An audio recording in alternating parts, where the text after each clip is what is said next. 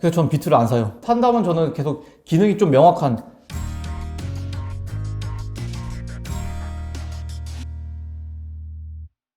멋쟁이 사자처럼 이두희 대표님 모셨습니다. 안녕하세요. 안녕하세요. 또 대표님이 천재 해커. 네. 천재는 아니고 해커도 아닌데. 대한민국 넘버원 개발자 이런 다양한 수식어가 갖고 계시는데 대표님이 최근에 또 NFT 관련 프로젝트도 직접 진행하고 계시잖아요. 네, 맞아요. 그래서 최근에 가상자산 붐, 그 다음에 메타버스나 NFT 이 개발자의 시각으로 봤을 때 과연 어떠한지 그 부분에 대해서 대표님과 함께 대화를 나눠보도록 하겠습니다. 알겠습니다. 대표님이 세운 법인이 네. 멋쟁이 사자처럼이잖아요. 맞아요. 약간 일반적인 그런 법인용은 아니란 말이에요. 네. 혹시 이유가 있나요? 이거 오래갈 회사가 전혀 아니었고 그냥 저는 설립했을 당시에. 네, 설립된 당시 네. 그냥 1년 딱 하고 이제 나는 마침표 찍겠다. 어. 네, 뭐 팔겠다 이런 게 아니라 그냥 네. 1년 하고 그냥 정리하겠다. 라는 생각으로 이름을 그냥 막 줬습니다. 왜 1년 하고 정리할 생각을 하셨어요, 근데? 그때 저는 서울대 박사과정에서 이제 자퇴를 하고 그냥 서울대 교수보다 수업을 잘하는 걸 한 명 증명을 해보고 그리고 이제 나는 그만둬야지 라는 생각을 하고 1년 딱 진행을 했는데 네, 결론적으로 지금 10년째 하고 있습니다. 그러면 결과적으로 이 멋쟁이 사자처럼이 교육 네. 이쪽이네요. 네, 맞아요. 저희는 교육회사입니다. 개발 그런. 네, 맞아요. 그러면은 모집은 어떻게 하세요, 그러면? 저희는 처음에는 8년 동안 비영리법인으로 진행을 했었고요. 비영리법인으로 하다가 점점 돈을 깎아먹더라고요. 네, 그래서 해외 같은 경우는 비영리법인이 확 잘 되는 케이스도 있는데 한국은 아직은 그런 인프라가 좀 안 돼 있는 것 같아서 영리법인으로 저희가 2018년도에 전환을 했습니다. 네, 그래서 그때부터는 학생들한테 이제 돈을 받고 교육을 하고, 물론 무료 교육도 엄청나게 있지만 돈을 받고 교육을 하는 프로그램도 추가해서 지금 이제 고속 성장을 하고 있습니다. 그러면은 다양한 그런 개발 커리큘럼 중에서 블록체인, 인공지능 맞아요. 그런 식으로 이렇게 진행하신 거예요? 맞아요. 그래서 학생들이 어떤 거에 더 집중을 하는지 내지는 저희가 모집하겠다라고 딱 하잖아요. 예를 들어서 AI 수업을 하겠다라고 딱 어나운스를 하거나 이제 블록체인 수업 하겠다고 딱 어나운스를 했을 때 그 모집 지원자 수가 시장의 반응이랑 되게 연결이 잘 돼 있더라고요. 그래서 블록체인 한참 이제 관심 없을 때는 블록체인 하겠습니다 하면 아무도 지원 안 하고 근데 지금 저희는 블록체인 수업 그라운드엑스랑 같이 열고 있는데 네네. 지원자가 지금 이번 기수만 540명 지원했어요. 엄청나네요. 엄청난 숫자입니다. 그리고 인공지능도 물론 엄청 핫한데 블록체인은 딱 이제 시대의 기류가 딱 보이더라고요. 예, 그래서 지금 블록체인 수업을 배울 때 하는 지원자 수가 엄청 많다라고 생각합니다. 혹시 최저 연령이 어느 정도예요? 몇 살도 지원하나요, 혹시? 개발은 뭐 상관없는데 근데 저희는 일단은 그 대학생 이상부터 뽑고 있어서요. 네. 전 제 아들을 한번 보내볼까 갑자기 그런 생각이 들어가지고. 네. 요즘 트렌드가 코딩이다 보니까. 그렇죠. 코딩 자체 뭐 AI, 블록체인 이런 뭐 테크 말고도 코딩 자체 너무 중요해서 네, 코딩은 저는 뭐 너무 어린 친구는 말고 그냥 나이가 좀 찬 중학교 3학년 정도부터는 좀 배울 법하다고 생각해요. 약간 좀 조기 교육이 필요한 분야라는 부분에 대해서 동의를 하신다. 아니 초등학교는 안 해도 된다. 초등학생 안 해도 된다. 네, 초등학생은 뛰어노는 게 전 답이라고 생각하고 있고, 네, 굳이 초등학생 알 필요 없고 저는 중학생 약간 중3부터 하는 의미가 있겠다 생각합니다. 알겠습니다. 제 개인적인 궁금한 부분 여기까지만 질문을 드리고 본격적으로 한번 가상 자산, 암호화폐, 예전에는 사실 크립토 커런시, 암호화폐 이런 식으로 통용이 됐는데 우리나라에서는 가상 자산이라고 이렇게 명명을 했기 때문에 일단 가상 자산이라고 정의를 해놓고 비트코인과 이더리움 이런 가상 자산에 대한 열풍, 개발자의 시각으로 보시기에는 어떠세요? 너무 좋죠. 너무 좋다고요? 네. 어떤 부분이 좋으세요? 옛날에 이제 만약에 프로그램 코드가 돈을 만지려고 하면은 일단 중간에 은행이라는 엄청난 큰 허들이 있었고, 그렇죠. 그래서 이제 내가 짠 파이썬 코드나 아니면 내가 짠 특정 프로그램이 돈을 가지고 핸들하기 위해서는 넘어야 될 산이 엄청나게 많았거든요. 그래서 어쩌면 그것 때문에 핀테크가 계속 그걸 뚫어가면서 핀테크가 핫해지기도 했는데 이 가상자산은 코드가 곧 돈으로 바로 연결이 되잖아요. 네네. 네, 그래서 개발자들이 할 수 있는 그 엄청난 바다가 열려 있다라고 생각을 하고 있고, 그게 2018년도, 2019년도에 막 그런 얘기가 나왔는데 지금 이미 그게 다 현실화돼가지고 실제로 그 안에서 은행도 만들어지고 있고 대출도 하고 엄청나게 많은 게 열려 있습니다 지금. 근데 약간 그런 블록체인을 활용해서 그런 핀테크 인프라를 발전시키는 그런 부분에 대해서는 분명히 긍정적인 부분이긴 한데 이게 사실 사람들이 비트코인이나 이더리움을 매매하고 하는 것이 이게 정말 화폐를 대체할 것이냐 그거보다는 단순히 가격이 오르니까 오를 거란 믿음에 사는 그런 부분이 있거든요. 그래서 본질적으로는 이 가치가 좀 중요할 것 같은데 네. 가치가 있다고 생각하시나요? 이게? 가치 엄청나게 많죠. 어. 이게 개발을 하다 보면은 네. 예를 들어 이더리움에서 내가 뭘 개발을 해야 된다. 네. 라고 하면은 일단은 그것을 배포하거나 아니면 사용하기 위해서 이더리움이 필요하거든요. 네네. 내가 짠 프로그램을 돌리려면은 옛날에는 컴퓨터가 필요했고 전기가 필요했는데 지금은 이더가 필요해요. 아. 네, 그래서 뭐 컴퓨터도 필요 없고 그 서버가 아예 필요 없고 왜냐면 네네. 이더리움 네트워크 다 해주니까. 아. 네, 대신 내가 짠 뭐 이런 핸드폰 프로그램이 있다고 해요. 네. 이 프로그램을 이제 네트워크에 쫙 밀어내려면은 뭐 가스류라고 하는 이더리움이 필요해서 쫙 소비가 되면서 네트워크에 퍼지거든요. 그리고 그 프로그램을 내가 사용하겠다고 하면 또 가스류가 필요해가지고 걔를 돌리고. 물론 이 가스류가 지금 엄청나게 높아서 이더리움 말고 다른 네트워크도 이제 같이 이제 빛을 보고 있는데 어쨌든 그렇게 네트워크를 쓰는 비용을 지불할 때 다 이더리움 내지는 뭐 솔라나가 됐든 뭐 다른 거 쓸 때는 그거에 맞는 토큰이 다 필요합니다. 그러니까 이더리움이라는 그 블록체인 네. 그런 플랫폼 내에서 뭔가 뭐 블록체인 기반의 게임을 실행하거나 네. 그런 게 뭔가 작동이 일어나기 위해서는 무조건 이더리움이 필요하니까 네. 그런 것들의 이제 합이 어떻게 본다면은 그 네트워크의 합이 네. 이더리움의 가치 그렇게 볼 수도 있겠네요. 그렇죠. 그것을 기반으로 해서 이제 이 생태계가 커질 거라고 생각하는 사람은 거기서 이제 구매를 더 하시는 거고. 네, 그렇게 해서 이제 지금 가격이 형성이 된 거죠. 그러면은 약간 제가 단도직입적으로 네. 질문을 드려보겠는데 어떻게 본다면 그 앱스토어라든지 네. 구글 플레이라든지 네. 그런 거랑 좀 비슷한 거잖아요. 플랫폼 개념이니까. 그쵸, 그 위에서 플랫폼이죠. 이제 D앱이라고 해서 그 분산화된 그런 뭐 앱이 올라가서 구동이 되는 거잖아요. 네. 나중에 이제 그 정도로 커질 수 있다고 보십니까? 지금 이미 뭐 디파이 같은 경우에는 뭐 너무 커졌죠. 네. 네. 그리고 거기에 들어가 있는 돈만 해도 사실 어마어마하거든요. 지금 컴파운드 보면 한 20조 들어가 있을걸요, 거기에. 아, 20조요? 네. 근데 네. 은행 하나가 네. 그냥 그 20조를 모으는 거는 사실 불가능에 가깝고, 그러니까 이제 1년 동안 설립된 은행이 있다고 쳐요. 네네. 이 은행에 들어간 돈이 20조예요. 어. 이거는 현실에서 불가능하잖아요. 그렇죠. 근데 크립토에서는 그게 가능해요. 왜냐면은 은행에서 만약에 예금 하나 하기 위해서는 통장 만들어야 되고 뭐 만들어야 되고 뭐 해야 될 프로세스가 엄청나게 길고 네네. 그 산을 넘어서 겨우 이제 입금을 하고 네. 거기서 대출하려고 그러면 또 넘어야 될 산이 이만큼 많잖아요. 아, 네네. 근데 크립토에서는 모든 게 그냥 스마트 컨트랙으로 다 박혀 있어가지고 아, 네. 네, 그리고 코드 다 공개돼 있고 그렇기 때문에 그 넘어야 될 산이 다 이제 검증을 다른 사람이 해줬고 나는 그냥 지갑 연결해서 입금하면 바로 은행에다 입금이 되는 거고 네네. 대출하고 싶다 그러면은 이걸 기반으로 또 대출을 또 되게 그냥 하는 거고. 음. 근데 은행을 가기 위해서는 시간을 보내야 되고 발품을 팔아야 되고 이런 게 되게 많은데 네. 이 크립토에서 하기 위해서는 그냥 이더리움이라는 가스료만 내면은 다 해결이 되니 가스료 아무리 높다고 쳐도 은행 가는 거보다는 훨씬 쌀걸요. 네, 그 하루를 비워야 되고 이런 거보다 훨씬 더 쌀걸요. 네, 저는 그렇게 생각합니다. 그 약간 이더리움 같은 경우에는 기능성이 확실히 좀 있어서 네. 확실히 그 코인을 발행한다든지 그 위에서 뭔가 스마트 컨트랙으로 이용해서 뭐 앱이 구동이 된다든지 네. 그런 부분이 있는데 사실 비트코인 같은 경우에는 네. 딱히 전송 기능밖에 없잖아요. 그래서 저는 비트를 안 사요. 아, 명확하시네요. 네. 근데 비트를 네. 사실 옛날에 사놓은 거 그냥 가지고 있긴 한데, 네. 근데 추가적으로 막 사지는 않고, 산다면 저는 계속 기능이 좀 명확한, 네. 뭐, 2021년도는 거의 솔라나가 엄청나게 핫했죠. 그렇죠. 네. 맞아요. 네. 네. 그런 거 보면은 기능이 분명했고, 사람들이 그것을 쓰기 위해서 어쩔 수 없이 코인을 샀고, 거기서 이제 올라가는 출발점이 됐고, 네. 이런 게 좀 분명한 거 위주로 좀 가야 되지 않나라고 생각합니다. 뭐 사실 골드만삭스나 그런 글로벌 기관 투자자 같은 경우에는 비트코인을 약간 좀 대체 자산, 네. 금으로 디지털 금으로 인식을 해서 네. 뭐 사실 이것도 좀 웃기긴 한데 네. 그 밸류에이션을 하더라고요. 네. 뭐 금의 가치를 어느 정도 가져온다라고 하면은 뭐 10만 달러를 갈 수 있다. 네. 근데 그런 부분에 대해서는 전혀 동의하지 않으신다. 개발자로 봤을 때는 동의를 하기 좀 힘들다. 아, 개발자로 봤을 때. 네, 왜냐하면 개발자로 봤을 땐 쓰임새가 그 프로그램 체인 안에서 되게 분명해야 되는데 그렇죠. 비트를 가지고 지금 뭐 프로그램 구동시킬 거 아무것도 없고 네, 물론 비트를 이더리움으로 랩핑해서 막 돌리기도 하는데요. 근본적인 자산은 어쨌든 비트코인 체인 위에서 돌아가야 되니까 그것에 대해서 가치가 개발자 입장에서 높지 않다. 하지만 저도 이제 처음에 2016년도 막 이때 비트코인 엄청 핫했을 때는 저도 잘 몰랐거든요. 이더리움이 뭔지도 모르고 그냥 다 똑같구나. 이제 프로그램이고 뭐고 뭐 가상머신이고 아무것도 모르겠고 그냥 비트코인이라고 하니 사자 해서 그때 사놓은 거는 뭐 여전히 그냥 뭐 상징적으로 들고 있긴 하지만 와, 어쨌든 엄청 올랐겠네요. 그때 사놨으면. 아니 그래도 그 당시 고점에 사가지고 네네. 네.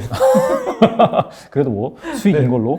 네, 알고 근데 있겠습니다. 뭐 팔아야 네. 수익이죠. 그냥 저는 그냥 상징성으로 들고 가는 거고 네네. 대신 이더리움이나 뭐 이런 체인들은 그때 그 분위기 따라서 뭐 그리고 생태계에 따라서 엄청나게 활용도가 높다라고 생각하고 있습니다. 중요한 부분을 잘 짚어주신 것 같아요. 그렇게 활용성이 명확한, 네. 어떻게 본다면은 그 예전에 웹 2.0이라고 하죠. 맞아요. 그런 지금의 그런 뭐 플랫폼, 그런 앱스토어라든지 그런 역할을 이더리움이 뭐 대체를 하고 있다. 엄청 하고 있죠. 네. 그런 관점에서 보신다면은 좀 가치가 있다? 네. 그렇게 생각하시는데 좀 도움이 될 것 같아요. 네. 그리고 이런 얘기가 있어요. 이것도 사실 계속해서 예전부터 나온 얘기긴 한데, 네. CBDC, 중앙은행이 발행한 디지털 화폐. 이게 출시되면은 뭐 비트코인이나 이더리움, 기존의 그 가상 자산의 입지가 흔들릴 수 있다. 이런 얘기가 점점 나오고 있어요. 특히나 이제 중국 같은 경우에는 약간 좀 이 암호화폐 시장을 약간 좀 쇠퇴시키려고 하고 있잖아요. 네. 그러면서 CBDC를 가장 강력하게 출시하려고 준비를 하고 있는데, 실제로 이 각국의 중앙은행들이 CBDC를 출시하면은 이 가상 자산의 지위가 어떻게 될까요? 저는 사실 둘이 되게 관계 없다라고 생각하거든요. 아, 관계가 없다? 네. 어떻게 그렇게 생각하세요? 왜냐면 사실 이 이더리움이나 이런 것들이 탈중앙화로 출발된 거라 네네. 네, 오히려 중앙화된 무언가가 등장한다고 전혀 흔들릴 것 같지 않고요. 오히려 이더리움이나 뭐 이런 것들이 위협을 받으려면 또 다른 탈중앙화의 엄청난 기능을 가진 체인이 등장했다. 아. 이러면은 사실 이더리움도 좀 긴장을 해야 되고 또 발전해야겠다라는 좀 마음가짐이 좀 새롭게 될 텐데 네네. 중앙화된 무언가가 등장을 했다 그러면 아 너네 그렇게 하시고 네, 우리는 우리 길을 간다. 완전 길이 달라요. 네, 그래서 저만 해도 사실 이더리움 쓰는 것을 막 CBDC를 옮겨 타거나 막 이런 생각을 하진 않거든요.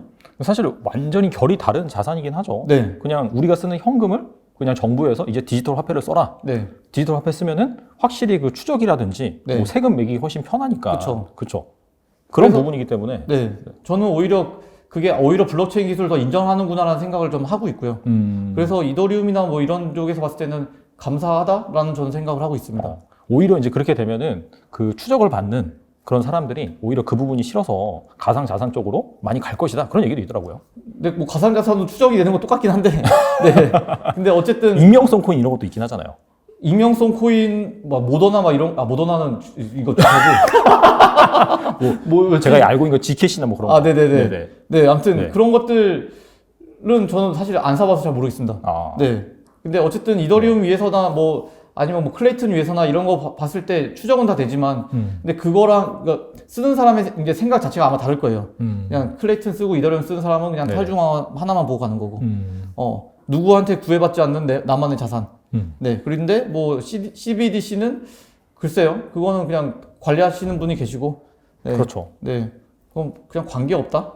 전혀 관계가 없는 네. 그런 자산이다. 그냥 뭐 완전 딴 얘기다? 라고 생각합니다. 사실 저도 그렇게 생각은 해요. 네. 네. 어떻게 생각하시는지 궁금해가지고 아, 그렇구나. 제가 물어본 겁니다. 확인사사 측면에서. 네. 그리고 앞서서 디파이란 얘기도 좀 말씀해 주셨잖아요. 아, 예. 이게 사실 디파이가 제 기억에 본격적으로 나와서 막 사용된 지가 한 2019년? 그때부터인 것 같아요. 제 네. 생각에는.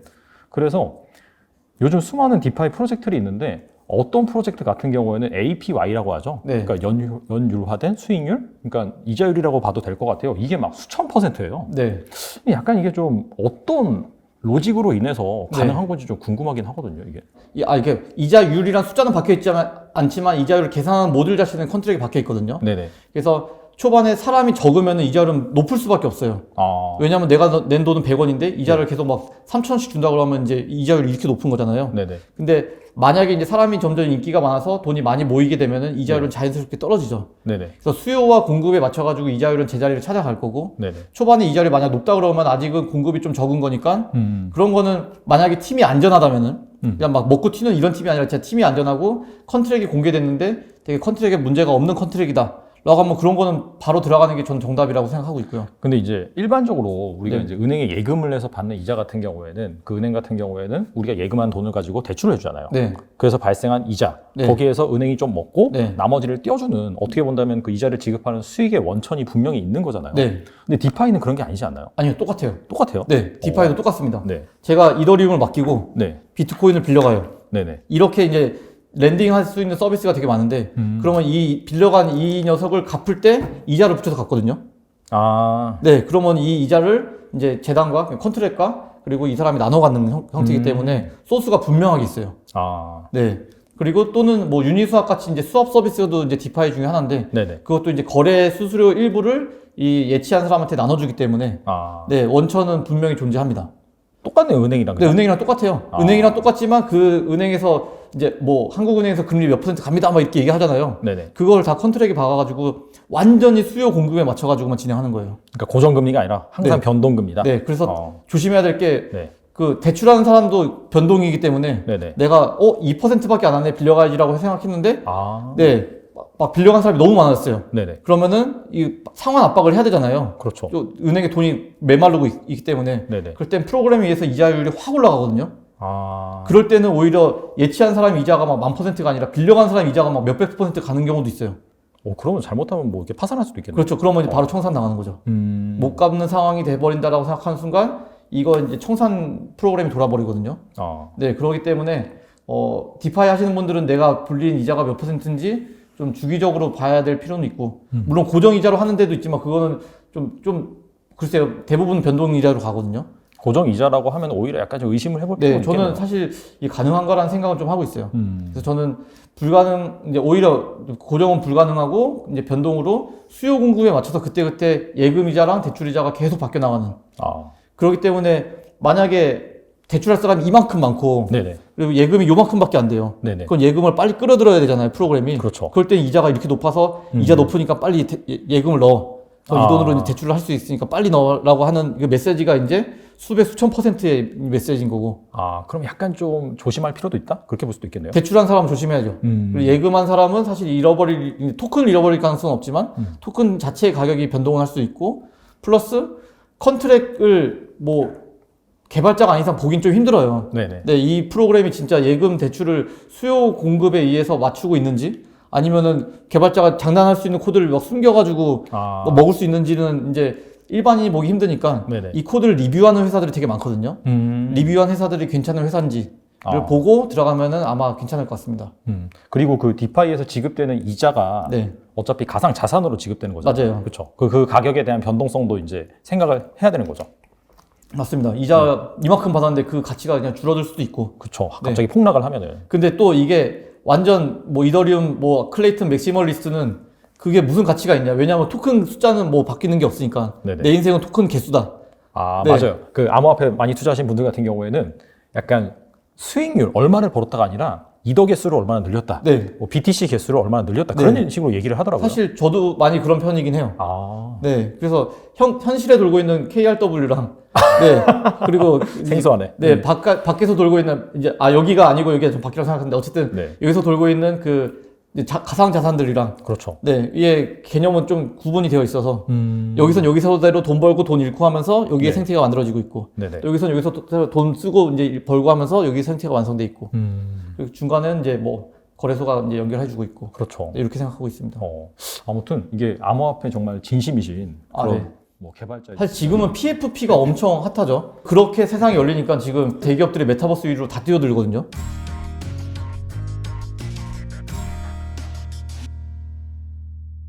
지금까지 가상 자산 관련해 가지고 또 최근에 화두가 되고 있는 그런 부분에 대해서 알아봤는데 본격적으로 이 메타버스 NFT 또 NFT 관련 프로젝트를 하고 계시니까 그 부분에 대해서 여쭤보도록 하겠습니다. 지난해부터 이 메타버스나 NFT 관련 시장이 급부상했어요. 엄청 커졌죠. 사실 연초만 하더라도 이런 얘기 거의 없었거든요. 맞아요. 그러다가 한 하반기 그때 들어서 갑자기 이렇게 부각이 되더라고요. 그래서 이 개발자의 시각에서 보는 이 메타버스와 NFT 시장 이게 관계가 어떻게 되고 앞으로 이게 얼마나 커질 것인지 그 부분이 궁금합니다. 사실 이 메타버스라는 것은 우리 어릴 때부터 있긴 했어요. 맞아요. 왜냐면 게임 엄청 많이 했거든요. 어렸을 때. 어느 거요? 게임 많이 했어요. 네, 맞아요. 그 게임 하나하나가 다 메타버스였고 내가 컴퓨터 안에 뭐 스타크래프트를 한다. 이미 난 스타크래프트 배틀넷에 접속돼가지고 손만 움직이잖아요. 내 몸은 다 가만히 있고. 그리고 하지만 내가 조종하고 있는 캐릭터들은 미친 듯이 뛰어다니고 있잖아요. 맞아요. 그 세상 안에서. 이제 이게 메타버스인데 뭐 웹페이지로 따지면 싸이월드 같은 경우 그 안에 너무도 분명한 이제 세상이 있고 거기서 사람들이 투데이 투 카운트 찍어 나가면서 막 뭐 일기 쓰고 이런 게 그만의 또 세상이 있는데 그 메타버스와 지금 메타버스의 차이점은 너무도 다르게 지금은 그 싸이월드랑 뭐 스타크래프트랑 연결될 일이 없잖아요. 그렇죠. 뭐 싸이월드에서 도토리 샀다고 스타크래프트에서 뭐 할 수 있는 것도 하나도 없고. 근데 지금은 메타버스끼리 연결이 굉장히 잘 되고 있어요. 그래서 샌드박스랑 그리고 뭐 크립토복셀이랑 뭐 이런 그러니까 메타버스를 굉장히 많이 있는데 그 메타버스를 나를 중심으로 내가 계속 여기 들어갔다 저기 들어갔다 연결을 할 수 있는 이제 채널이 열렸고 그게 가능한 이유는 이제 블록체인이기 때문에 가능한 거지. 그게 아니고서는 불가능했을 거라고 생각합니다.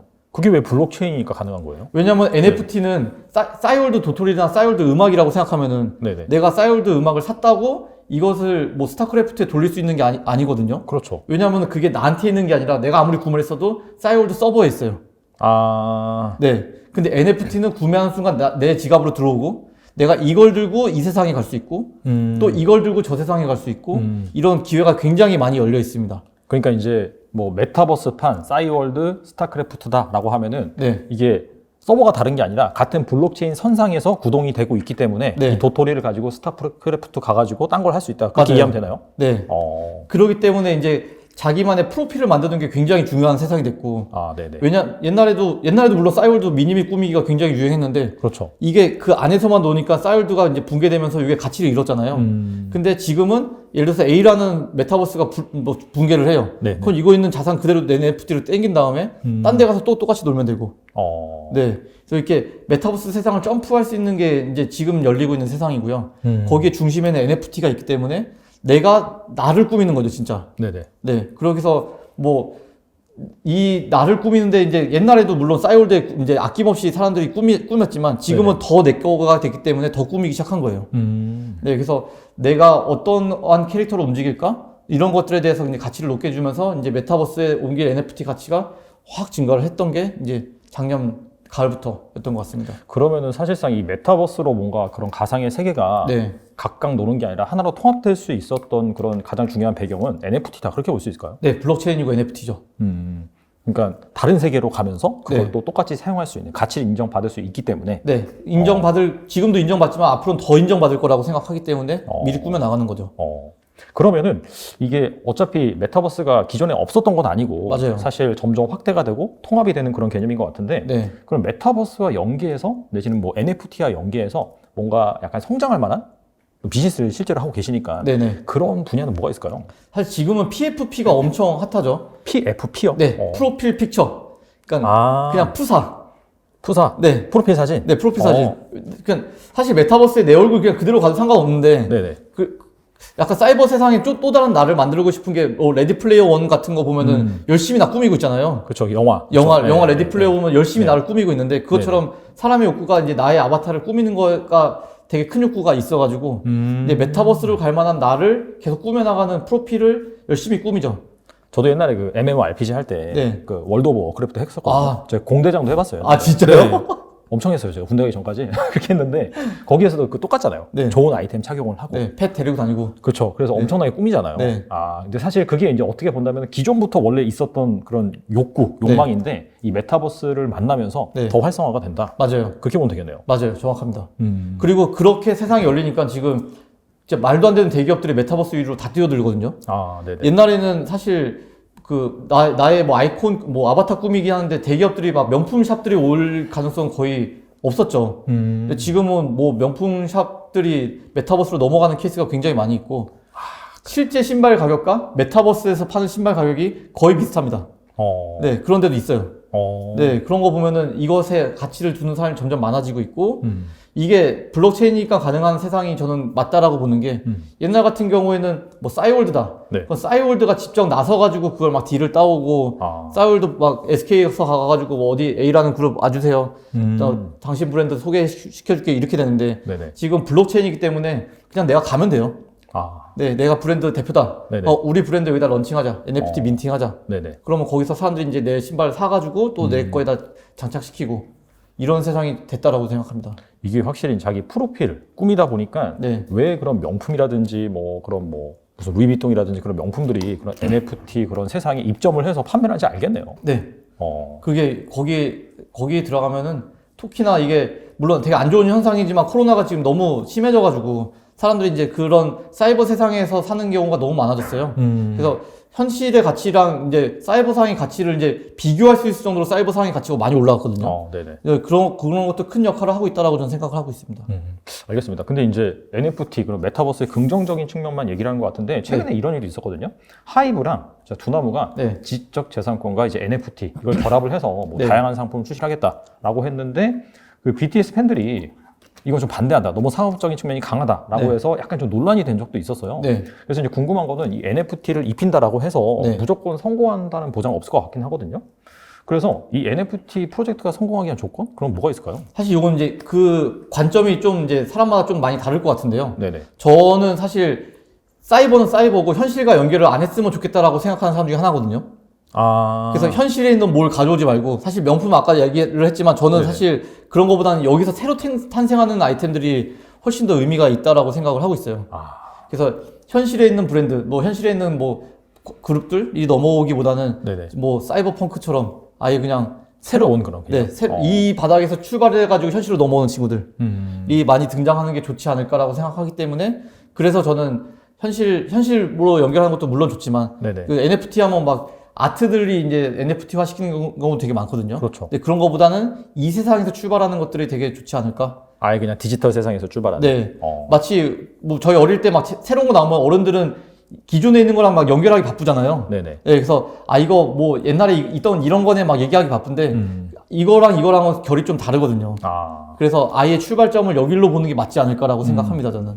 결이 다르다는 게 어차피 이 가상 세계에서 활동을 하는 유저들 같은 경우에는 기성세대들보다는 네. 젊은 세대들이 많잖아요. 그쵸. 확실히 그 젊은 세대 그 코드에 맞는 네. 그런 것들이 새로 등장하는 것이 맞다. 그렇게 이제 볼 수 있겠네요. 그쵸. 지금 NFT가 엄청 핫하고 있는, NFT P2E가 제일 핫하고 있는 게 동남아거든요. 네네. 동남아가 핫한 이유가 뭐 여러 가지가 있겠지만, 전 인구 구성도 한몫하고 있다고 생각을 하고 맞아요. 있어요. 젊은 층 되게 많잖아요. 네, 거기는 20대가 그냥 꽉 쥐고 있으니까 그들이 사회에서 이제 목소리 내는 게 굉장히 많고 사회 트렌드를 끌고 있는데, 그 사람들이 끌고 있는 건 지금 메타버스가 NFT고 P2E거든요. 그렇죠. 네. 그런 게 이제 젊은 나라들이 이제 그런 움직임을 보여주고 있고, 네, 저는 그게 앞으로 이제 글로벌하게 리드를 할 수 있지 않을까라고 생각합니다. 말씀을 들어보니까 기존에 있었던 그런 기업들 같은 경우에도 똑같은 옷을 입고 그 안으로 들어가면 안 될 것 같아요. 네, 바꿔야 이를테면 돼요. 삼성인데 삼성이라는 로고를 그대로 쓰면 안 될 것 같고, 확실히 이 가상의 세계가 부캐 그런 개념이 강하잖아요. 네, 맞아요. 그러니까 확실히 기존 기업들도 이 부캐 개념으로 약간 네. 새로운 시각으로 접근하는 게 좋을 것 같다는 생각이 드네요. 네. 그리고 세 번째는 거의 5초, 6초 만에 다 팔렸어요. 저희가 한 알에 거의 150 클레이니까 150 클레이? 네, 한 25만 원 정도, 30만 원 정도 했을걸요? 그게 150 클레이가 지금 2,500 클레이, 3,000 클레이 갔나?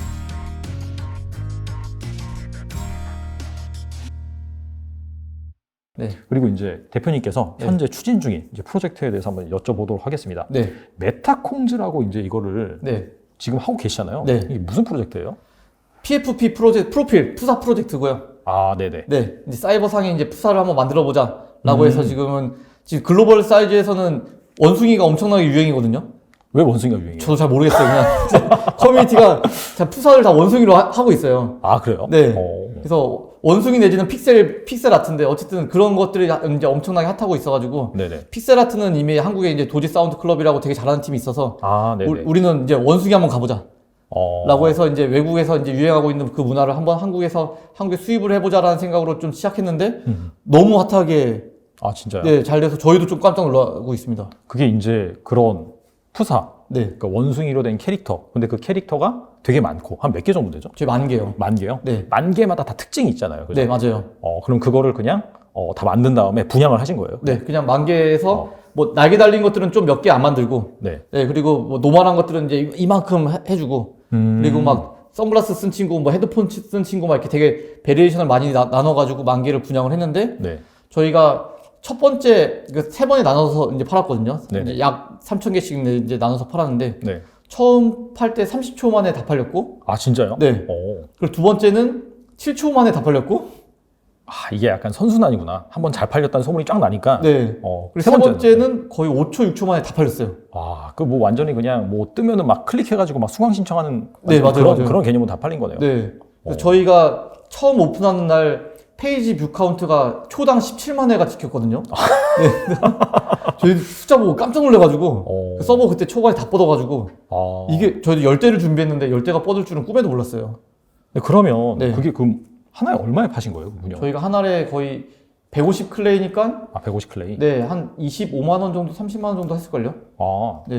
그럼 지금 현재 상황에서는 지금 다 팔리고 나서 그 다음에는 어떻게 진행되고 있죠? 그 다음에 이제 사람들이 프로필 사진을 필요한 사람들 열심히 이제 그걸 또 그 오픈시라는 마켓에서 구입하고 있어가지고 그게 150 클레이가 지금 2,500 클레이? 3,000 클레이 갔나? 2,500 클레이 정도 될 거예요, 아마. 그러면 10배가 넘은 거네요, 수익률이? 네. 그럼 그게 지금 현재 매매가 되나요? 그런 엄청 활발하게 되고 있어요. 진짜요? 네, 글로벌에서 거래량 23등까지 갔었어요. 그런 그 푸사 NFT 중에서는 23등 정도 전체 NFT 전체 NFT 중에서? 네.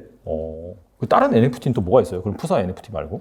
사실 뭐 가장 유명한 거는 크립토펑크가 있죠. 아. 네, 크립토펑크는 지금 진품명 돌아다니고 있으면 저도 막 우와 대박이 진짜 사신 거예요 막 이러고 네, 와 부럽다 이렇게 돼요. 완전 다른 세상이네요. 네, 사실 그 크립토펑크 사진 한번 딱 보고 네. 너 이거 갖고 싶어 그러면은 그 NFT를 모르는 사람들은 네. 이거 뭐야라고 그리고 야 너 이거 푸사로 하려고 이거 내가 왜 해? 내 사진 내 얼굴이 더 중요하지 라고 하는데 NFT 세상에 이제 몰입을 하고 메타버스 세상에 돌아다녀 보셨던 분들은 네네. 크립토펑크 사진 하나 보잖아요. 네. 와 이거 그냥 람보르기니 지나가는 것처럼 아, 그 정도예요? 네 갖고 싶다 이렇게 되는 거예요. 그럼 그 푸사를 뭐 네. 이를테면 카카오톡이라든지 네. 뭐 텔레그램 그런 프로필로 해놓으면 그걸 보고 우와 하는 거예요? 난리 나죠.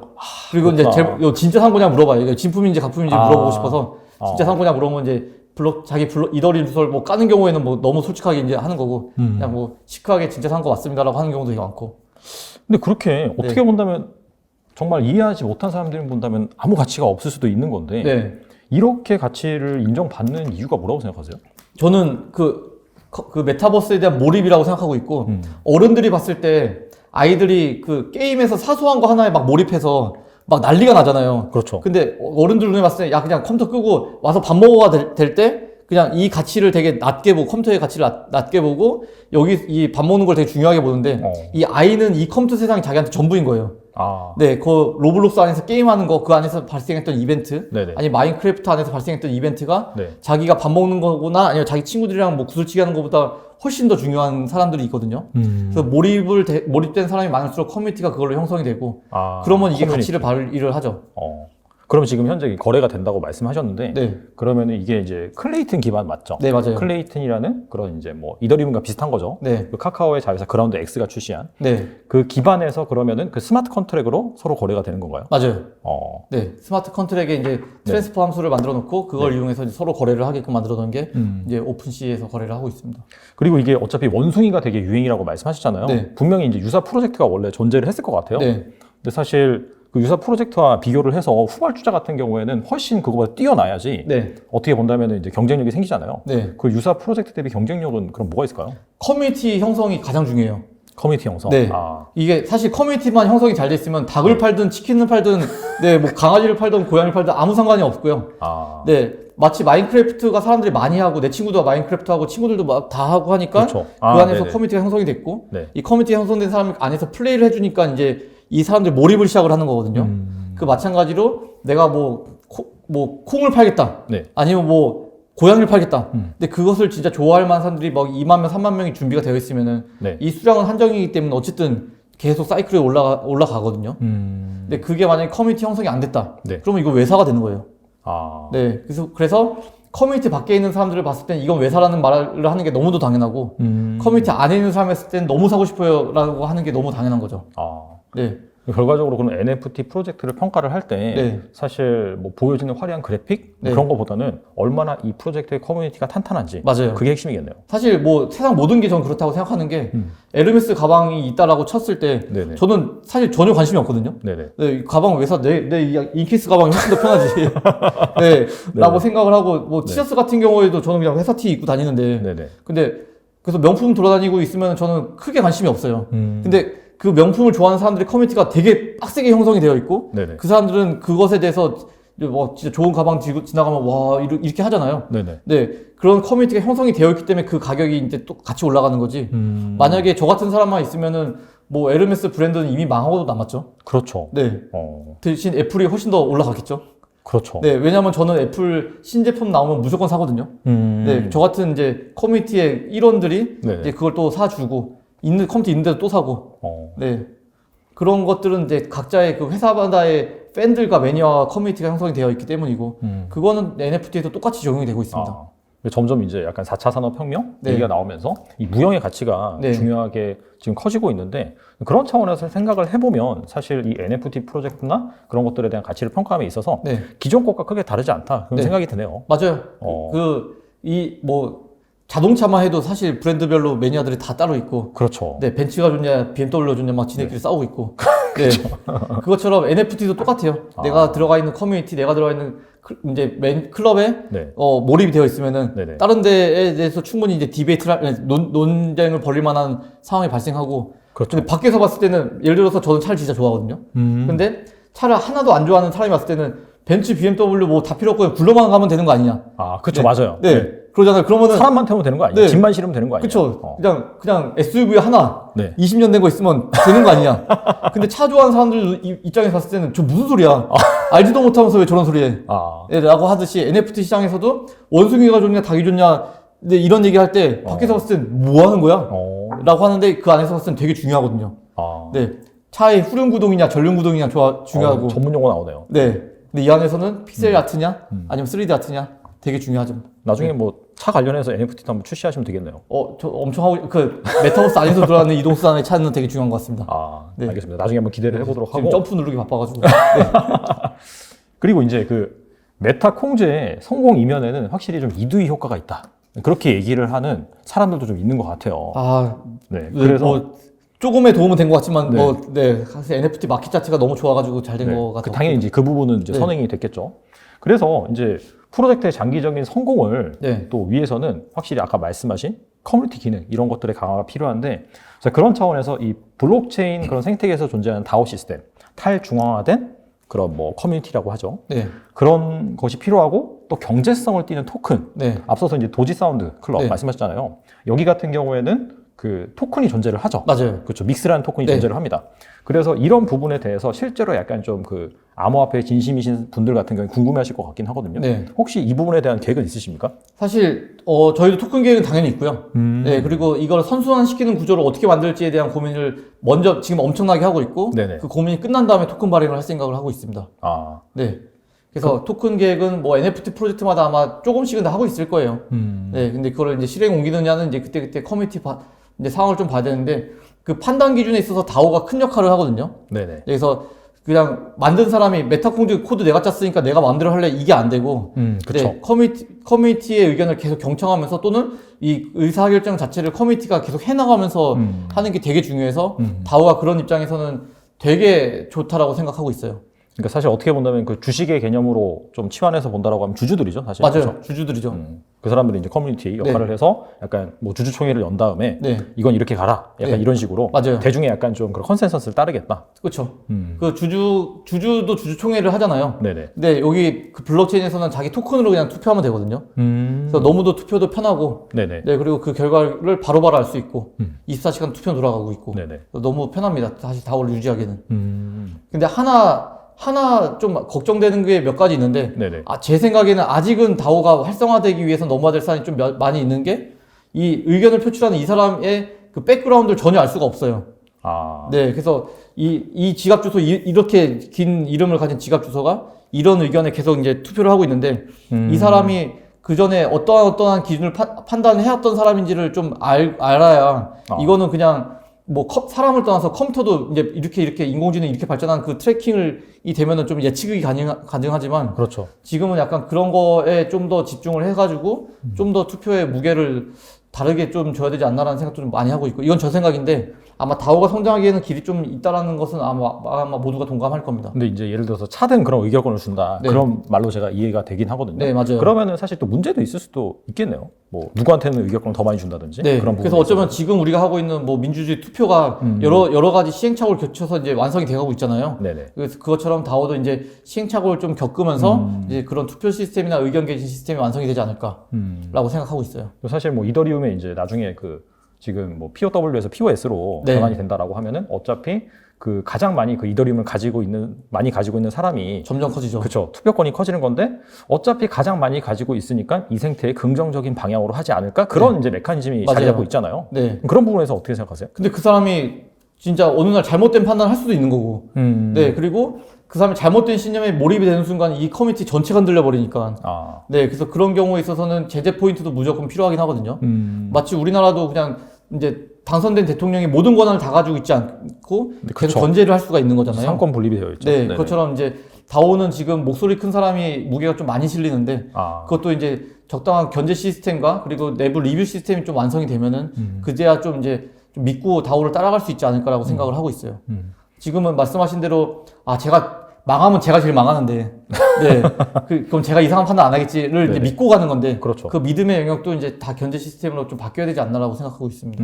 확실히 아직 좀 발전해 나가는 그런 단계이기 때문에. 물론 방향은 너무 좋아요. 근데 발전 방향에 좀 이제 아마 발전을 더 할 겁니다. 네. 약간 좀 다른 프로젝트들의 선례를 좀 참조를 하면서 그렇게 네. 약간 조정을 해나가면 네. 또 괜찮겠네요. 그리고 또 외국처럼 어릴 때부터 약간 토론 문화가 좀 장착된 나라들이 되게 많은지만 네. 저만 해도 학교에서 이제 굉장한 주입식 막 진짜 맞아요. 네, 그냥 외워. 그래서 뭐 지금도 외우고 있는 네, 때 때문에 따라서 하면서 이지만처럼 데로드시 가치가 SO라는 네, 단어의 뜻이라고 이제 좀 외웠는데 이렇게 주입된 사람이 받아들이는 다오랑 그리고 어릴 때부터 토론했던 사람이 받아들이는 다오의 그 흡수력은 또 다르긴 하거든요. 그래서 저 같은 사람은 빨리 물갈이가 돼야 되고, 네. 그리고 이제 토론을 많이 했던 사람이 다오의 이제 중심이 돼야 되지 않나라고 생각합니다. 알겠습니다. 아무튼 뭐 그런 메타 콩제의 네. 좀 긍정적인 부분으로 발전하길 좀 기대를 해보고요. 네. 그리고 약간 좀 이런 것들이 발전하기 위해서 또 한 가지 약간 문제점이라든지 해결해야 될 숙제 그런 거에서 말씀하셨는데 저도 또 생각이 있어요. 네. 가장 대표적인 게 규제인 것 같습니다. 아, 맞아요. 그렇죠. 뭐 사실 이 NFT랑은 약간 좀 차이가 있긴 한데 네. P2E이라고 하죠. 네. 그 게임이 사실 사행성 규제 때문에 네. 우리나라에선 지금 출시가 안 되고 있잖아요. 네. 말씀하신 동남아 같은 경우에서 엄청나게 지금 활성화가 되고 있고 네. 이 부분에 대해서 이제 어떻게 생각하세요? 사실 저는 이거 놓치면 안 된다라고 생각하거든요. 사실 6, 70년 전만 해도 한국이 이렇게 경제 성장할 줄 몰랐을 거예요. 그렇죠. 일본이 바라보는 한국은 진짜 망해가는 나라였을 텐데 지금은 그냥 뭐 너무도 훌륭하게 지금 커나가고 있는 나라가 됐잖아요. 그렇죠. 그 커나가는데 기술이 되게 많은 역할을 했을 거고 근데 지금 동남아가 IT를 기반으로 무섭게 치고 올라오고 있거든요. 맞아요. 네, 그리고 거기에 중심엔 블록체인이 있고 이거 2, 30년 놓쳤다가는 아마 진짜 예를 들어서 막 뭐 A라는 나라가 있으면 A라는 나라 진짜 옛날에 가면 막 농지밖에 없었는데 지금 건물 이렇게 올라가고 난리도 아니다. 이거 블록체인 놓쳐서다. 이 말이 안 나올 수가 없을 거라고 저는 생각합니다. 왜냐하면 P2E가 되면서 돈이 동남아로 진짜 엄청나게 빠르게 넘어가고 있거든요. 네, 그래서 그런 것들을 놓치면 안 된다라고 생각하고 있고 이거 규제해서 막으면은 미래 먹거리 놓치는 것 중에 하나를 큰 축을 놓친다라고 저는 생각을 하고 있어요. 이게 약간 과거에 일본이 우리나라를 보는 네. 그런 상황이 미래에는 우리가 동남아를 네. 바라보는 네. 그런 상황이 벌어질 수도 있다. 네, 저는 그렇게 생각하고 있습니다. 그래서 이거 빨리빨리 출발을 해줘서 따라가 줘야 네, 지금 기업 이름 그냥 얘기해도 되나요? 말씀하시고 아, 그래요? 네. 소니랑 삼성이랑 사실 저 어릴 때 보면은 네. 무조건 소니 짱이었거든요. 그렇죠, 맞아요. 네. 저희 때문에 하더라도 뭐 워크맨이라든지 워크맨- CD 플레이어 엄청 났잖아요. 저 네. 친구가 삼성 노래 듣는 거 사오고 친구가 소니 있으면은 네. 와 부럽다. 네. 네, 게임기만 해도 막 소니 게임기 들고 있으면 와 부럽다. 그렇죠. 근데 지금 핸드폰 보면 다 삼성 폰 들고 다니고 있고, 네, 그냥 완전히 앞질렀잖아요. 그렇죠. 새로 등장하는 기술이 인공지능과 블록체인이 두 축인데 네네. 이 두 축을 하나를 버린다, 규제로 버린다. 이거는 너무도 안타까운 판단이라고 생각합니다.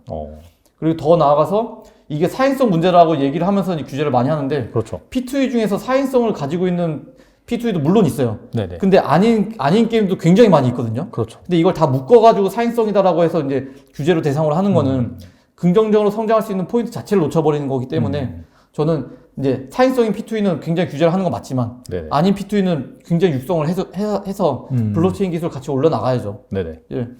마치 2년 전인가 그때 이제 블록체인 코인 자체를 규제하겠다라고 이제 막 규제했는데 지금 뭐 시장이 맞아요. 막 가상 화폐 뭐 거래소 폐쇄시킨다 막 그런 말 했었죠. 그렇죠. 네. 그때 이제 비트코인 가격이 1,000만 원, 2,000만 원 그리고 제 기억에 2,222만 원 때 이제 얘기가 막 나오기 시작해서 그때 이제 대폭락이 시작이 됐거든요. 맞아요. 지금 폭락됐다고 하도 5천만 원이잖아요. 맞아요. 네, 이게 뭐 그렇게 죽일 수 있는 시장도 아니고, 네, 없어질 시장도 아니고, 그렇다면 이제 이거 시장을 육성하는 방향으로 좀 가야 된다고 생각을 하고 있습니다.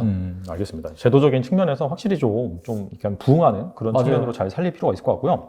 이와 관련해서 약간 좀 이건 좀 미시적인 그런 법안이긴 한데 네. 이 부분도 약간 좀 중요하게 생각하시는 분들이 있으신 것 같아요. 금융거래정보법이라고 해서 특검법이라고 하죠. 네, 맞아요. 그래서 이제 여기에서 정한 트래블 룰이라고 하는 게 있습니다. 이게 뭐냐면은 그러니까 실명 인증이 안 된 지갑 주소로는 코인을 못 보내게 하는 거예요. 네. 가상자산 거래소들이. 그러면서 대표적으로 이제 메타마스크라는 그런 그 익명성이 보장된 지갑이 있는데 네. 여기로 이제 앞으로는 뭐 빗썸이나 코이너 이런 데서 그 못 보냅니다. 네. 이런 부분에 대해서 어떻게 생각하세요? 매우 황당한, 네, 얼탱이가 없는, 얼탱이 나왔습니다. 네.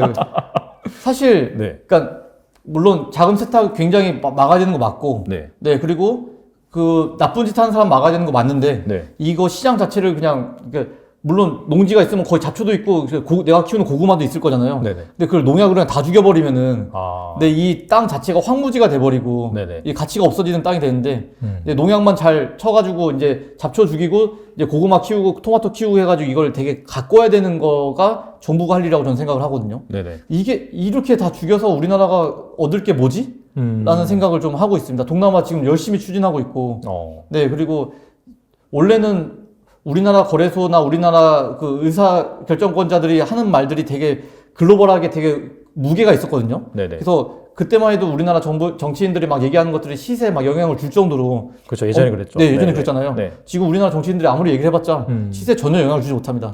그냥 이미 리드를 뺏겼어요. 네네. 네, 그래서 이제 그 리드를 뺏긴 것을 계속 반복할 것인가? 네, 이렇게 한번 경험했으면은 다시 리드를 이제 가져와야 되는 거 아닌가? 네네. 라고 생각을 하는데 트래블룰로 이제 농약을 뿌려버렸다. 네.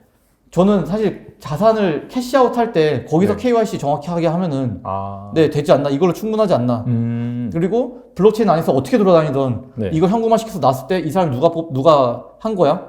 A라는 사람이 이제 캐시아웃 했네. 네. 그러면 이제 세금 조사하자. 네. 이거는 오케이입니다. 아, 네, 네네. 너무도 당연히 오케이고 그렇게 해야 된다고 생각을 해요. 네네. 근데 이 돌아다니는 것 자체에 모든 이걸 잘라버리겠다는 좀 너무 황당하고 이 메타마스크를 익명지갑으로 보는 것 자체도 너무 웃기고 네 그건 지갑이죠. 근데 익명지갑? 좀 되게 신선한 판단이었던 것 같습니다. 그러니까 뭐 자기 이름이 안 써 있으니까 네. 뭐 이두이나 이래약 이런 게 안 써 있으니까 네. 누군지 모른다. 제3자가 네. 보기엔 이제 그런 관점에서 이제 얘기를 하는 거죠. 사실. 네. 롤 게임만 해도 계정 막 5개씩 만들 수 있고 하는데 그렇죠, 그렇죠. 네. 메타버스에서 내가 부캐를 여러 개 만들든 왜냐면은 그 지갑 하나가 전부 다 이제 메타버스로 넘어갈 수 있는 브릿지가 돼가지고 거기서 활동하는 나의 아이덴티티인데 네. 내가 부캐가 뭐 몇 개가 돼 연예인들도 부캐 막 여러 개씩 활동하는데 그렇죠. 네 메타버스에서 내가 여러 개 뭘 하든 그게 무슨 상관이지? 라는 생각을 좀 하고 있어요. 근데 그것을 이제 돈으로 보고 막 이렇게 하니까 이런 판단하는데 좀 황당합니다. 네. 그러니까 이게 메타 마스크로 이제 막는다는 것 자체는 네. 결과적으로 이 부캐 활성화, 지금 앞서서도 말씀하셨던 게 NFT 시장이 활성화된 첫 단계가 부캐다. 근데 네. 이거를 어떻게 본다면 확실히 좀 차단하는 그런 효과가 있다. 그런 네. 관점에서 우려를 하신 거죠. 네. 그리고 만약에 코인만 한 사람마저도 봤을 때 네. 저는 디파이고 뭐고 넘어가려면 무조건 이제 지갑이 필요하거든요. 아, 메타마스크 지갑이 필요해요? 네. 아, 그렇게 볼 수가 있겠네요. 그러니까 거래소에서 예를 들어서 뭐 디파이로 이체를 할 때 그 프로젝트에서 사실상 그 받는 그런 지갑 같은 경우에는 현재 익명으로 되어 있으니까 네. 이거 넘길 수가 없다. 이제 그런 의미인가요, 그러면? 사실 이게 익명이라고 보기에는 되게 저도 이게 익명이라고 보는 시선에 되게 좀 놀랐는데 내가 뭐 프로그램 엑셀 깔잖아요, 집에. 네네. 그 집에 있는 엑셀 프로그램 까는데 이게 익명이다라고 생각한 적 없잖아요. 그렇죠. 네, 그리고 파워포인트 실행하는데 이거는 실명 파워포인트고 이건 익명 파워포인트고 이런 생각을 한 적이 없잖아요. 그렇죠. 네. 그거랑 마찬가지로 메타마스크라는 프로그램이지 이게 막 익명이고 실명이고 이런 개념으로 접근한다는 가치가 좀 신선하고 황당하고 막 이러긴 하거든요. 그래서 이제 디파이를 이용하기 위해서는 이 메타마스크가 필수예요. 없으면 안 돼요. 그리고 그 업비트나 뭐 코인원이나 빗썸 같은 계좌에서는 그 디파이를 이용할 수가 뭐 방법을 찾으면 되겠죠. 근데 그렇죠. 굉장히 불편하게 나오겠죠. 일단 정상적인 맞아요. 방법은 네. 아니다. 네네. 그러면 내가 디파이라는 새로운 기술을 이용하기 위해서는 업비트에 있는 돈을 무조건 이제 내 메타마스크로 옮겨야 되는데 이걸 잘라버린다. 그러면은 저는 오히려 이제 코인을 가격 시세로만 보고 블록체인을 쓰지 말라라고 들리거든요. 아, 오히려 그렇게 네. 규제를 하는 게. 네, 그러네요, 규제라면은- 사실. 거래소에서 그냥 투자만 해라. 네, 그래서 트레이딩만 투자만 해라. 하고 수익만 보고 손해만 보고 거기서 바로 캐시아웃 해라. 이걸 블록체인 세상으로 옮기지 마라. 메타버스로 옮기지 말고 디파이로 옮기지 말고 NFT로 옮기지 말고 그냥 코인 거래만 해라. 이게 진짜 오히려 더 사행성이고 오히려 더 피폐하게 만드는 게 아닐까. 저는 사실 코인 거래를 막 그렇게 맨날 하고 막 이런 거는 머리 아파서 못 하고 네네. 일단 이제 왕창 이제 옮긴 다음에 여기서 막 활동을 해서 이제 돈 필요하면 뭐 웬만하면 캐시아웃 잘 안 하지만 네네. 어쨌든 이렇게 사는 사람으로서는 이 브릿지를 잘라버린다는 것 자체가 좀 어이가 없습니다. 근데 사실 또 되게 우회할 수도 있을 것 같아요. 왜냐면은 바이낸스 이런 데는 또 전송이 가능하다고 하더라고요. 그래서 사실 네. 사람들이 업비트에 있는 돈을 다 바이낸스로 옮기려고 생각을 할 거예요. 그렇죠. 그럼 바이낸스에서 메타마스크로 빼면 되잖아요. 네. 그래서 전혀 그러면 유명무실한 그냥 제도인데. 한국 블록체인 다 죽이고 네. 해외 블록체인 육성하겠다라고 생각하는 게 저만 해도 지금 업비트에 있는 거 계좌 이제 다 뺄 거예요. 네, 어떻게 돌려가지고 또 이제 바이낸스 진짜 안 쓰는데 네네. 이렇게 되면 바이낸스 쓸 수밖에 없죠. 그렇죠. 네, 그리고 어쩔 수 중국 수밖에 거래소 없죠. 써야 되고 중국 거래소 다 죽었으니까 이제 뭐 홍콩 거래소 써야 되고 네, 이렇게 거래소 써야 되는데 이렇게 빡세게 제한하는 나라가 아마 한국과 중국밖에 없지 않나? 맞아요. 기사에서도 그렇다고 네. 하더라고요. 그리고 P2E 규제하는 나라 아마 중국과 한국밖에 없을걸요. 맞아요. 두 개 나라밖에 네. 없어요. 이거 되게 황당한 상황 아니에요, 지금? 그 중국 그렇게 욕하면서 얘네 이렇게 정신이 되냐 막 욕하면서 네네. 딱 보면은 블록체인 세상 보면 중국과 한국이 같아요. 네, 규제 레벨로 봤을 때는. 네네. 네, 그래서 좀 황당합니다. 그래서 충분히 토론을 가지고 충분히 의사결정을 했으면 좋겠는데 저도 진짜 블록체인 이더리움 맥시멀리스트로서 어디 가서 의견을 어디 뭐 의견 좀 내주세요 이렇게 들어본 적도 없고 이미 결정은 다 높으신 분들이 나 있는데 그분들이 블록체인을 얼마나 알고 있지? 라는 생각이 봤을 때는 블록체인을 싫어하는구나. 네, 저분들 블록체인 싫어하는구나. 문제만 생각하는 것 같아요. 네. 사행성 그런 거. 근데 이게 맞나라는 생각이 네, 그리고 네. 이거는 거스를 수 없는 글로벌 트렌드이기 때문에 그렇죠. 우리나라가 뒤처질 뿐이지 이걸 막을 수는 없을걸요? 맞아요. 네, 흥성대원군이 열심히 막아도 결국에 이제 다 개방이 됐고, 그렇죠. 네, 지금 뭐 단발령 막 이런 얘기도 하는 게 되게 다 어이가 없잖아요. 네, 그런 게 될 거라고 저는 생각을 하고 있습니다. 부디 뭐 이렇게 이게 이 영상이 많이 퍼져가지고 좀 정책하시는 분들한테 좀 긍정적으로 소구가 됐으면 좋겠습니다. 그러니까 안 좋은 점을 잡는 거에는 너무도 동의하는데 왜 농약을 뿌리십니까? 입니다. 예. 사실 실패를 두려워하면은 나갈 수가 없잖아요. 네. 그래서 확실히 좀 긍정적인 방향으로 나갈 필요는 있을 것 같아요. 시간이 많이 지나가지고. 그렇구나. 너무 떨렸네요. 죄송합니다. 네. 마지막으로. 알아서 편집해서 올려주신. 네, 알겠습니다. 마지막으로 이 영상을 시청하시는 분들에게 한 말씀 해주시면 좋을 것 같습니다. 네. 어떤 말을 하죠? 없으시면 굳이 안 하셔도 돼요. 세상이, 진통은 사실 어디나 있어요. 맞아요. 사실 교통사고 되게 나면 안 되잖아요. 근데 교통사고를 감수하고 이제 도로를 뚫고, 그리고 차선을 넓히고 그렇게 하고, 기차 사고도 나잖아요. 맞아요. 근데 그 기차 사고만 바라볼 게 아니라 기차로 편리해지는 우리 세상도 같이 봐야 이제 산업이 육성되는 건데, 유독 블록체인만은 사실 진짜 안 좋다, 이런 이제 푸시가 좀 많은 것 같아요. 그래서 좋은 얘기를 많이 들은 적이 거의 없고, 얘네 이상하다라고 이제 얘기를 좀 많이 하는데, 왜 유독 이 분야만 이렇지? 그리고 핀테크 얘기를 되게 많이 하지만, 핀테크의 가장 아트가 좀 블록체인이라고 생각하거든요. 네, 개발이 곧 이제 금융과 연결될 수 있기 때문에. 그래서 그런 것들에 대해서 좀 많이 열린 시각으로 좀 많은 분들이 봐줬으면 좋겠다는 생각을 하고 있습니다. 그렇게 좀 많이 봐주셨으면 좋겠습니다. 네. 또 대표님 모시고 또 가상자산 그리고 NFT 최근에 이렇게 화두가 되고 있는 디지털 세상에 관한 뭐 그런 기준에 대해서 좀 살펴봤는데 이게 투자에 좀 이런 게 있거든요. 막 주변에서 억압하고 이건 아니다라고 이건 말도 안 된다라고 하면은 오히려 이제 업사이드 기회는 훨씬 더 크다. 약간 이제 그런 부분이 있어요. 그래서 뭐 물론 이런 내용에 동의하지 않는 분도 계시겠지만 그럼에도 불구하고 호기심이 간다. 한번 나도 알아보겠다 라고 하신 분들은 이 영상을 잘 참조를 하셔서 이 NFT 과연 미래부를 창출할 수 있을지 한번 공부를 해보시고 뛰어들어 보셨으면 좋겠습니다. 네, 오늘 멋쟁이 사자처럼 이두희 대표님 나와주셔서 감사합니다. 감사합니다.